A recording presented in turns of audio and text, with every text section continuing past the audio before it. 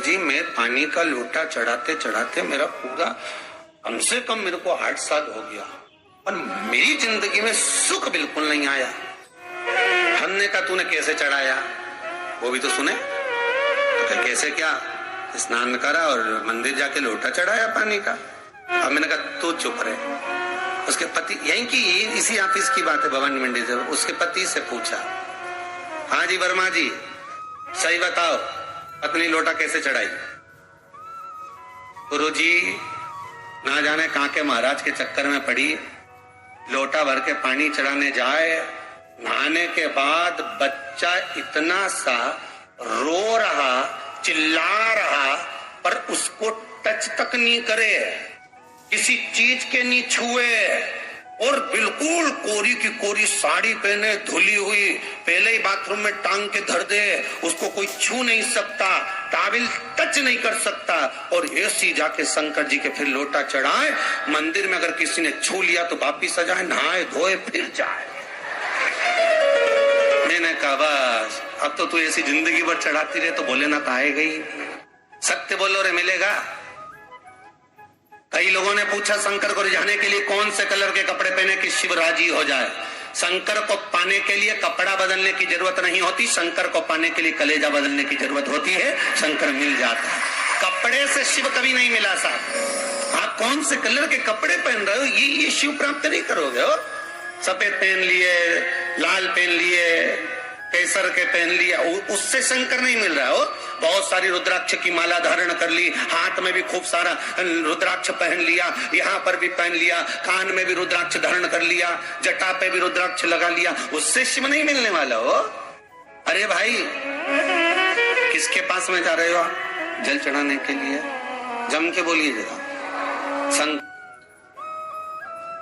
जी के पास। शंकर जी कौन है, तुम्हारे कौन से मतलब नहीं है। भगवान को तो केवल इतना मतलब है कि आप मन कैसा लेकर आए हो। ये तन साफ करने से, स्नान करने से, खूब रगड़ रगड़ के नहाने से, लक्स पेयर से, खूब घिस घिस के नालों ने, क्रीम ने, पाउडर, डेंटिंग पेंटिंग करके फिर भगवान के पास जाओ और बढ़िया 2-4 घंटे तक फैशन करके भगवान को रिझाओ, भगवान रिझेगा।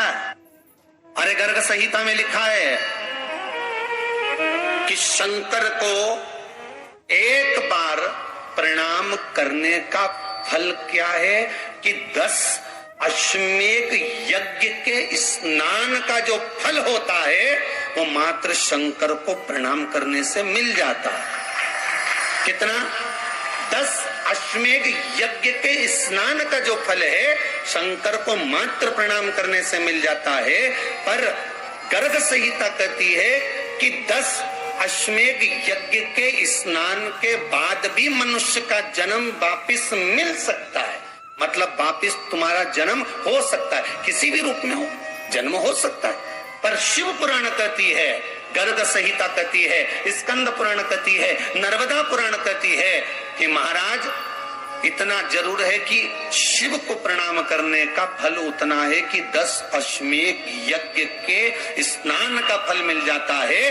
पर गर्ग संहिता कहती है कि शंकर के चरणों में अगर प्रणाम कर लिया तो ये पक्का है कि अश्वमेध यज्ञ का फल भले कट जाए पर शंकर के प्रणाम का फल नहीं कटता, उसका वापस जन्म नहीं होता और वो शिव का हो जाता, वो शंकर का हो गया, फिर उसका जन्म नहीं है। महाराज पति से कहा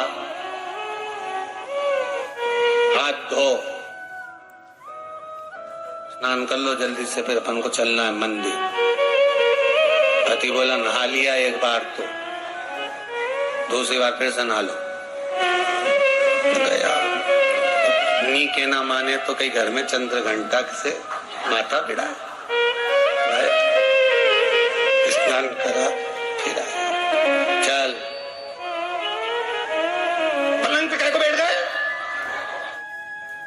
रंगी तो है, फिर से नहा के फिर नहाने भेज दिया। होता एक सास बेचारी मायके जाना था, मौसी के यहाँ शादी थी, अब उसने बहू से कहा बेटा मेरे को जाना है, अपने घर में छोटे से लड्डू गोपाल उनकी सेवा है, तो एक काम कर कि तू सेवा कर लेगी क्या? हाँ मम्मी, उसमें क्या है, करना क्या तुम बताओ। बस सुबह से 3 बार ताली बजाना, भगवान को उठाना, पात्र में रख के नहलाना, उनको पोंछना, कपड़े पहना देना, इत्र लगा देना, चंदन लगा देना, मुकुट लगा देना, सुंदर अलकावली सब पहनाने के बाद में भगवान को दर्पण दिखाना। जब भगवान को कांच दिखाए, दर्पण दिखाए, भगवान मुस्कुरा दे, तब भगवान को भोग लगा देना। हाउ मम्मी इतना तो मैं करूंगी, और बाद में भगवान को वापिस सुला देना। हाउ इतना सा कर लूंगी। सास बिचारी के चली गई। अब बहू सुबह से उठ के 3 बार ताली बजाई, भगवान को उठाया, बिठाया, नहवाया, तैयार कर दिया। तैयार करके जो दर्पण दिखाया तो भगवान तो मुस्कुराया ही नहीं। अब इसको कौन समझाए कि पीतल की मूर्ति कोई हंसे है? पर उसने तो विचार करा कि सास के गई भगवान जब मुस्कुरा दे तो उनको भोग लगा देना। अब भगवान तो कोई मुस्कुराए नहीं, ये दर्पण दिखा। इसको लगा कि मेरी सेवा में कोई कमी रह गई। इसने भगवान का कपड़ा वपड़ा वापिस उतारा, इनको वापिस रजाई में सुला दिया।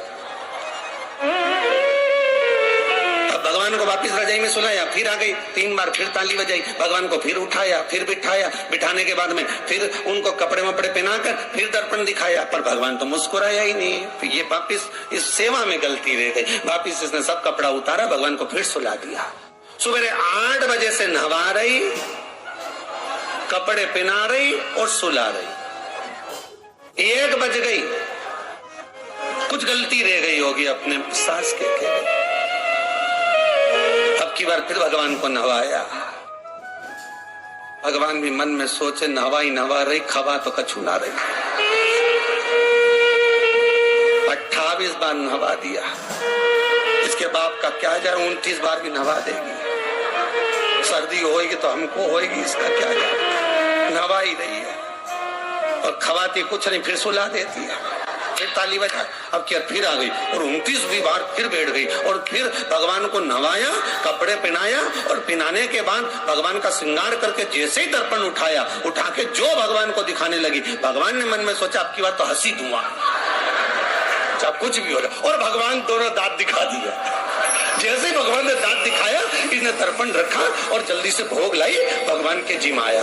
भगवान के जिमाया, जिमने के बाद भगवान को फिर वापस सुला दिया। अब ये सुबह से जैसे ही आए तो भगवान पहले ही मुस्कुरा के, क्योंकि भगवान को मालूम है नवाएगी 25 बार का मतलब उस सचन हंसी तो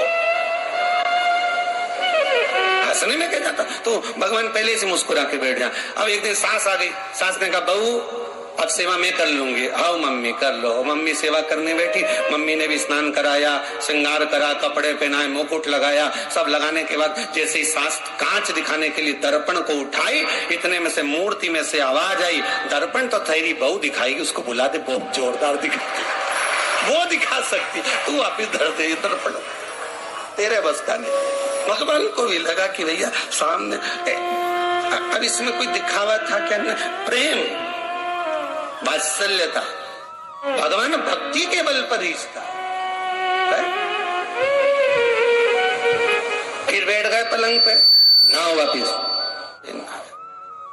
नाते नाते चले, मंदिर पहुंच गए और राम बेल पत्तर तो घर घर ही आई। जैसे ही बोली बेल पत्तर घर धरी आई, पति इसको घूर के देखा, 2 बार नवाया है और बेल पत्तर रखा ही घर। ये पति से कहती कि तुम लेने जाओ, उससे पति पहले ही बोल दिया था मेरा तो आज घुटना बहुत दुख रहा, बहुत घुटना दुख रहा।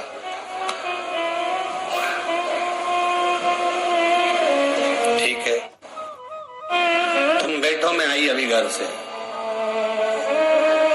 अब घर जाते जाते मालूम पड़े फिर कहीं का कोई छुआ गया तो नहाने बैठ गई। फिर आई, इसकी जो पूजन की थाली रखी थी, कोई भगत आया बेचारा, उसने सोचा मंदिर की थाली है, सब चढ़ा चुड़ू के चले गया।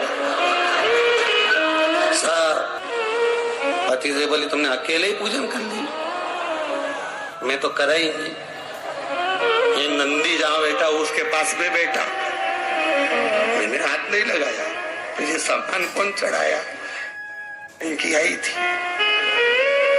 सब चढ़ा। तो कि शर्म नहीं आई, बेलपत्तर तो था ही नहीं। तो क्या सियोर वाला महाराज की कथा सुनी थी, शंकर जी पे से उठा लिया, धो के चढ़ा के वो गई, वो चली। शिव ये नहीं कह रहा कि तुम वस्तुएं बटोर कर लाओ, शंकर कहता तुम्हारे पास में मिल जाए तो समर्पित कर दो, नहीं मिले धोया, वापिस शिव को चढ़ा दिया, वापिस शंकर को समर्पित कर दिया। शिव स्वीकार करेंगे।